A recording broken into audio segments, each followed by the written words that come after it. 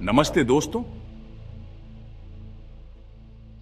1971 में बांग्लादेश की स्वतंत्रता की लड़ाई ने पाकिस्तान के ईस्ट पाकिस्तान और वेस्ट पाकिस्तान के बीच एक ऐतिहासिक संघर्ष को जन्म दिया।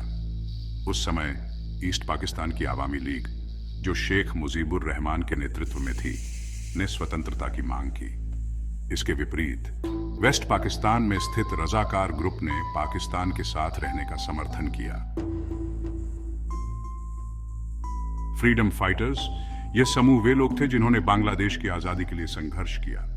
उन्होंने वेस्ट पाकिस्तान से अलग होकर बांग्लादेश को स्वतंत्रता दिलाने के लिए एक अलग फोर्स बनाई। इन फ्रीडम फाइटर्स ने मिलकर स्वतंत्रता संग्राम में महत्वपूर्ण भूमिका निभाई और बांग्लादेश की आजादी में योगदान दिया। रजाकार, ये लोग वेस्ट पाकिस्तान के पक्षधर थे और उन्होंने बांग्लादेश के स्वतंत्रता संग्राम के खिलाफ काम किया।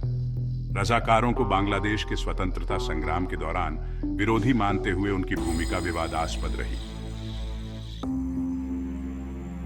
बांग्लादेश की स्वतंत्रता के बाद शेख मुजीबुर रहमान ने स्वतंत्रता सेनानियों के योगदान को मान्यता देने के लिए सरकारी नौकरियों में 30% कोटा देने का निर्णय लिया। यह कोटा स्वतंत्रता सेनानियों और उनके परिवार के सदस्यों के लिए था, ताकि उनके योगदान की सराहना की जा सके और उन्हें सरकारी नौकरियों में प्राथमिकता दी जा सके। हाल ही में बांग्लादेश में छात्र आंदोलन ने जोर पकड़ा, जो इस कोटा प्रणाली के खिलाफ था। छात्रों का कहना था कि यह प्रणाली सरकारी नौकरियों में मेरिट पर आधारित अवसरों को सीमित करती है और राजनीतिक लाभ के लिए उपयोग की जा रही है। 2018 में छात्रों ने इस कोटा के खिलाफ प्रदर्शन किया, जिसके बाद शेख हसीना ने इसे हटा दिया। लेकिन 2024 में उच्च न्यायालय ने इसे फिर से लागू कर दिया, जिससे छात्रों के विरोध प्रदर्शनों ने और भी जोर पकड़ा। पुलिस और सेना ने हिंसक तरीके से प्रदर्शनकारियों को दबाने का प्रयास किया, जिसमें कई मौतें और घायल हुए। शेख हसीना ने पहली बार 1996 में प्रधानमंत्री के रूप में शपथ ली। उनकी राजनीति की समझ बांग्लादेश की उथल पुथल से जुड़ी थी, क्योंकि वे शेख मुजीबुर रहमान की बेटी थीं, जिन्हें देश का संस्थापक माना जाता है। 1975 में मुजीबुर रहमान की हत्या एक सैन्य तख्तापलट में हुई थी। हसीना उस समय विदेश में थी। बाद में वे अपने पिता की आवामी लीग पार्टी की अध्यक्ष बनी और 2004 में विपक्ष की नेता के रूप में बांग्लादेश लौटी। 2004 में एक रैली के दौरान ग्रेनेड हमले में कई लोग मारे गए और हसीना घायल हुई, लेकिन बच गई। 2007 में उन्हें राजनीतिक प्रदर्शन के दौरान 4 लोगों की हत्या के आरोप में गिरफ्तार किया गया, लेकिन बाद में बरी कर दी गई। उनके शासनकाल में आरोप लगे कि वे निरंकुश होती जा रही हैं और विरोधियों को गिरफ्तार कर रही हैं।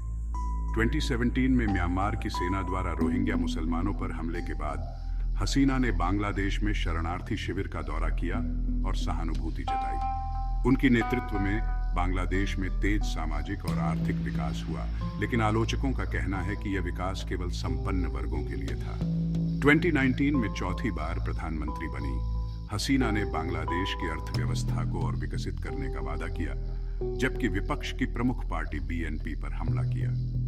2023 में विपक्ष ने हसीना के इस्तीफे और 2024 के चुनाव में न लड़ने की मांग की, लेकिन हसीना ने चुनाव जीतकर 5वीं बार प्रधानमंत्री पद संभाला।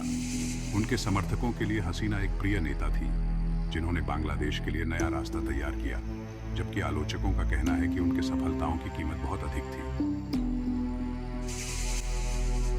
प्रदर्शन पिछले महीने शुरू हुए थे, जब सरकारी नौकरियों में स्वतंत्रता संग्राम के योद्धाओं के रिश्तेदारों के लिए आरक्षित कोटा को समाप्त करने की मांग उठी। सुप्रीम कोर्ट ने अधिकांश कोटा समाप्त कर दिए थे, लेकिन छात्रों ने प्रधानमंत्री के इस्तीफे और मारे गए लोगों के परिवारों को न्याय दिलाने की मांग को लेकर फिर से सड़कों पर उतर आए। रविवार को 90 से अधिक लोगों की मौत हो गई, जिसमें 13 पुलिस अधिकारी शामिल थे, जब प्रदर्शनकारियों ने एक पुलिस स्टेशन पर हमला किया।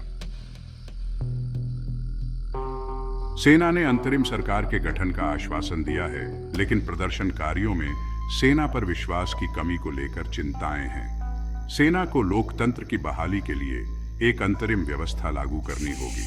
प्रदर्शनकारियों का कहना है कि यह आंदोलन सिर्फ छात्रों का नहीं, बल्कि तानाशाही के खिलाफ एक व्यापक संघर्ष है। शेख हसीना के इस्तीफे और देश छोड़ने को लेकर बांग्लादेश में खुशी की लहर है, लेकिन सेना द्वारा न्याय और शांति की बहाली एक बड़ी चुनौती बनी हुई है। 5 अगस्त 2024 को शेख हसीना ने बांग्लादेश से भागने का निर्णय लिया और भारत के माध्यम से लंदन में शरण लेने की तैयारी में है। उनके इस्तीफे के बाद प्रदर्शनकारियों ने उनके घर पर छापा मारा और लूटपाट की। उन्होंने शेख मुजीबुर रहमान की मूर्ति को भी तोड़ दिया। छात्र आंदोलन अब प्रजातांत्रिक सुधार और जवाबदेही की लड़ाई बन गया है, जिसमें प्रदर्शनकारी शेख हसीना के इस्तीफे, मारे गए और घायल छात्रों के लिए मुआवजा और पुलिस अत्याचार की जांच की मांग कर रहे हैं। यह स्थिति बांग्लादेश के लिए एक नए युग की शुरुआत का संकेत है, लेकिन यह देखना होगा कि भविष्य में लोकतंत्र और शांति कैसे सुनिश्चित की जाएगी।